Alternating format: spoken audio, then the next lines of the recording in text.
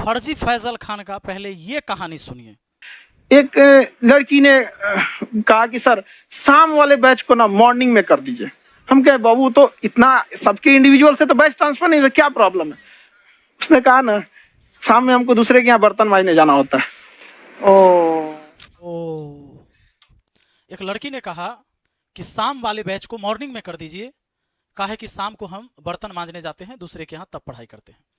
इस बात पर अवध ओझा सर का एक बयान आया था। उन्होंने कहा था कि अगर वो यूपीएससी की तैयारी करने वाली लड़की है और बर्तन मांजती है और तब पढ़ाई करती है तो वो शायद कभी यूपीएससी ना निकाल पाए। उसे हिस्ट्री पढ़ा लेना चाहिए, ज्योग्राफी पढ़ा लेना चाहिए, फिजिक्स पढ़ा लेना चाहिए, केमिस्ट्री पढ़ा लेना चाहिए, क्योंकि यूपीएससी की तैयारी कर रही है तो 10वीं क्लास तक के बच्चों को तो पढ़ा ही सकती है। खैर, अवध ओझा सर ने जो बात कही, इसका जब दोबारा शुभांकर मिश्रा जी इससे जब पूछते हैं के शो में, वहां पर आपने कहानी सुनाई थी, एक यूपीएससी की लड़की थी, बर्तन मांजती थी।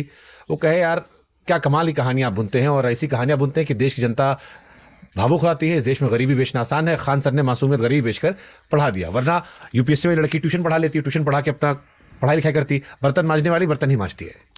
ओझा सर राजा बनने का टेक्निक सिखाते हैं। मतलब उनका ये कहना है कि जो बर्तन मांज रहा है, जो सब्जी बेच रहा है, उसको आईएएस का बैच पढ़ने का अधिकार नहीं है। नहीं, वो कह रहे उसकी जगह ट्यूशन पढ़ा लेती, भूगोल पढ़ा लेती, हिस्ट्री पढ़ा लेती। गौवा में कहाँ पढ़ा लीजिएगा आप एक बात बताइए, हम आप ही को शुभांकर मिश्रा को दिल्ली से उठा के हम गांव में लेके चल जाते हैं, क्या कर लीजिएगा आप? जो बर्तन मांजती है क्या उसका अधिकार नहीं है कि आईएएस का बैच पढ़ सकता है? ओझा सर ने ये बात नहीं कहा। ओझा सर ने ये बात नहीं कहा था कि पढ़ नहीं सकता है। ओझा सर ने यह बात कहा था कि अगर वो हिस्ट्री, ज्योग्राफी, पॉलिटी नहीं पढ़ा सकती है तो फिर यूपीएससी कैसे निकालेगी।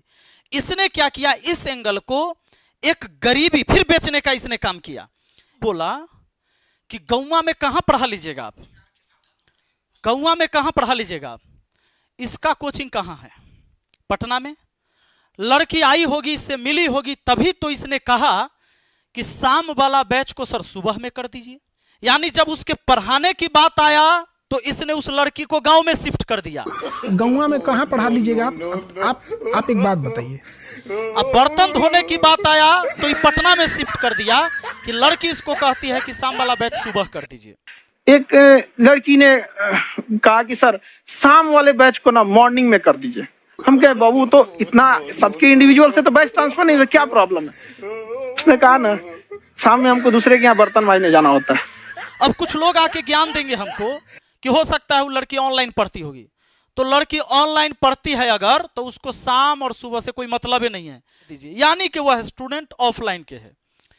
और जब ऑफलाइन की है तभी इसने कहा कि बर्तन मांजने शाम में चल जाती है, और शाम में अगर बर्तन मांजने जाती है तो बेचारी क्लास कैसे करेगी।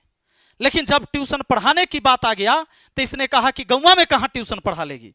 यानी ट्यूशन पढ़ाते टाइम लड़की गांव में है और जब पढ़ना है उस समय यहां है। तो फैजल खान इतना बढ़िया झूठा कहानी कैसे बना लेते हो? और सबसे बड़ा तो दुर्भाग्य की बात यह है कि तुम्हारे इस कहानी पर भी लोग बड़ा इमोशनल हो जाते हैं। थैंक यू भाई, थैंक यू।